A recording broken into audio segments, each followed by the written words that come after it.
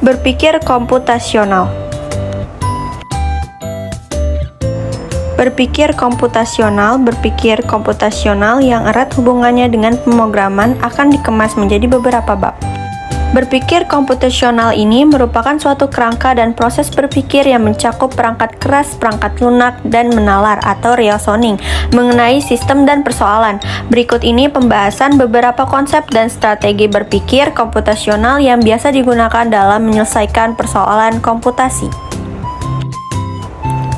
Pada bagian ini akan mempelajari tentang konsep rekursi dan beberapa contoh permasalahan yang dapat diselesaikan dengan menggunakan konsep tersebut.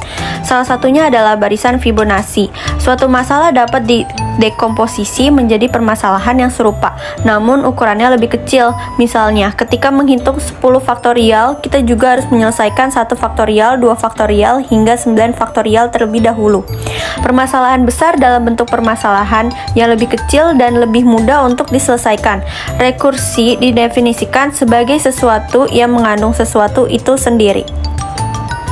Dalam pembahasan kali ini, kita akan membahas fungsi atau barisan rekurensi, yaitu fungsi atau barisan di mana nilai dari fungsi atau barisan tersebut ditentukan atau tergantung dari nilai fungsi atau barisan itu sendiri secara rekursif pada urutan nilai-nilai sebelumnya. Misalnya, kita memiliki sebuah barisan A, I sama dengan 1, 2, n sebagai berikut. AI sama dengan 1, 3, 5, 7.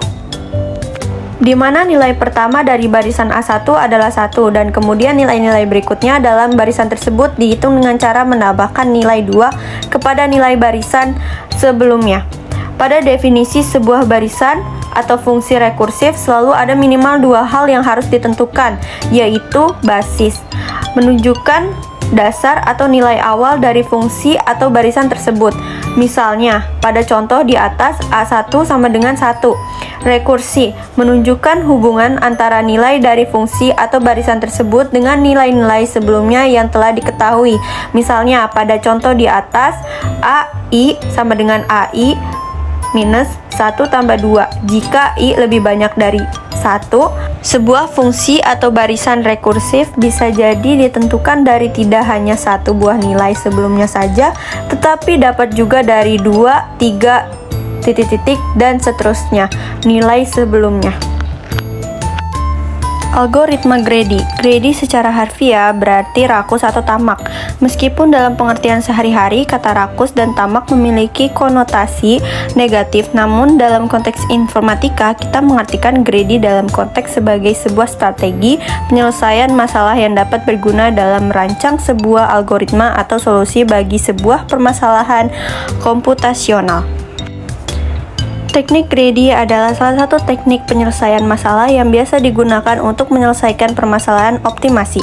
Permasalahan optimasi berarti kita ingin menghitung sebuah hasil yang terbaik dari sebuah proses tertentu. Terbaik di sini dapat berarti nilai yang paling kecil ataupun paling besar, tergantung dari jenis permasalahannya. Grady yaitu proses mengurutkan sebuah data agar menjadi terurut, atau mungkin dari kecil ke besar, atau sebaliknya, agar kemudian kita dapat melakukan serangkaian pengambilan langkah secara Grady pada data yang sudah terurut tersebut. Pola seperti ini umumnya digunakan pada penyelesaian permasalahan secara Grady. Pemrograman dinamis. Saat menyelesaikan sebuah permasalahan optimasi atau mencari nilai terbesar atau terkecil, terkadang kita harus memperhitungkan beberapa kemungkinan pengambilan langkah untuk menyelesaikan permasalahan tersebut. Kemungkinan-kemungkinan tersebut mungkin memiliki akibat atau konsekuensi terhadap langkah-langkah selanjutnya, sehingga pendekatan seperti teknik Grady mungkin tidak akan menghasilkan jawaban yang optimal. Teknik DP mengandung 2 unsur utama, yaitu 1. Optimasi atau mencari nilai terkecil atau terbesar melalui serangkaian pilihan. 2. Nilai optimal yang diinginkan untuk permasalahan tersebut dapat dinyatakan secara rekursif. Kesimpulannya, di zaman yang semakin modern dan serba dinamis ini, sudah seharusnya bagi setiap manusia memiliki pola berpikir yang cepat dan dinamis, juga agar tidak tertinggal dengan individu-individu lainnya. Maka dari itu, setiap manusia sebaiknya sudah mampu berpikir komputasional, apalagi saat ini penggunaan teknologi sudah tak bisa dihindari lagi dalam kehidupan sehari-hari. Dengan berpikir komputasional, seseorang akan mudah untuk mengamati masalah, mencari solusi dari suatu permasalahan, memecahkan permasalahan, dan dapat mengembangkan solusi atau pemecahan masalah. Selain itu, berpikir komputasional mengasah diri kita untuk berpikir lebih efektif dan efisien. Sekian presentasi dari saya ucapkan terima kasih.